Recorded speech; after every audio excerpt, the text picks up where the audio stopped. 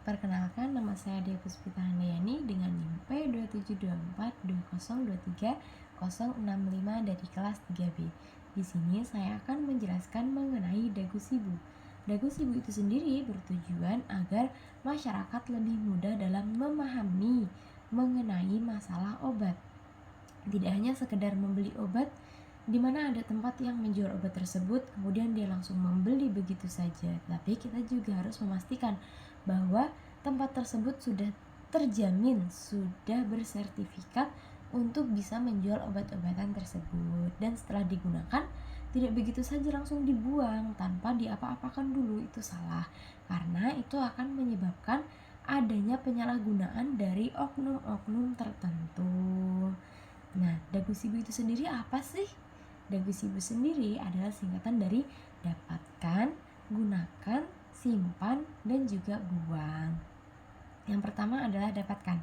Dapatkan itu maksudnya kita harus mendapatkan obat-obatan di tempat-tempat yang sudah bersertifikat, yang sudah resmi, yang sudah diberikan izin untuk menjual obat-obatan tersebut. Di antaranya apa aja?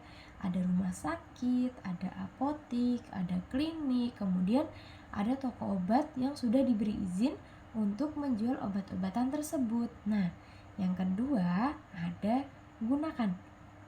Gunakan sendiri berarti kita harus menggunakan obat-obatan sesuai dengan peruntukannya. Tetapi sebelum itu kita juga harus mengetahui obat tersebut untuk apa sih? Indikasinya untuk apa? Efek sampingnya bagaimana? Dosisnya berapa?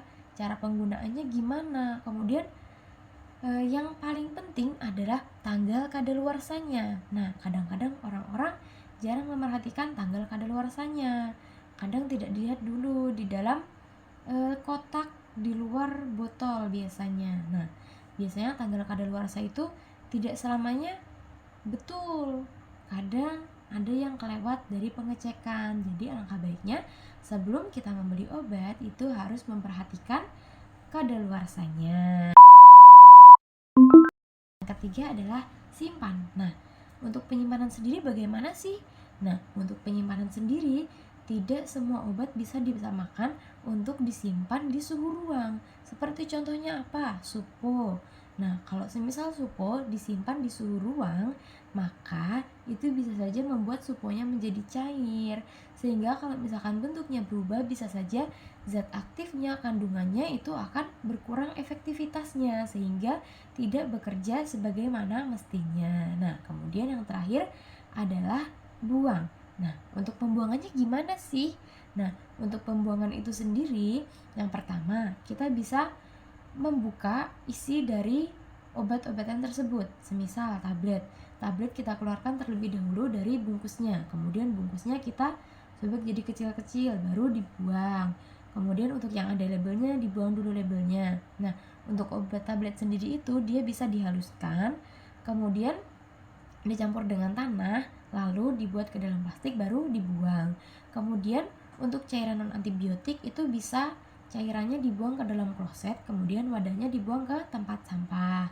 Jangan lupa labelnya dibuang terlebih dahulu. Kemudian yang terakhir itu untuk cairan antibiotik itu bisa dibuang bersamaan dengan wadahnya. Jangan lupa untuk membuang labelnya terlebih dahulu. Mungkin sekian pemaparan dari saya. Mungkin banyak kurangnya, mohon maaf yang sebesar-besarnya. Wassalamualaikum warahmatullahi wabarakatuh.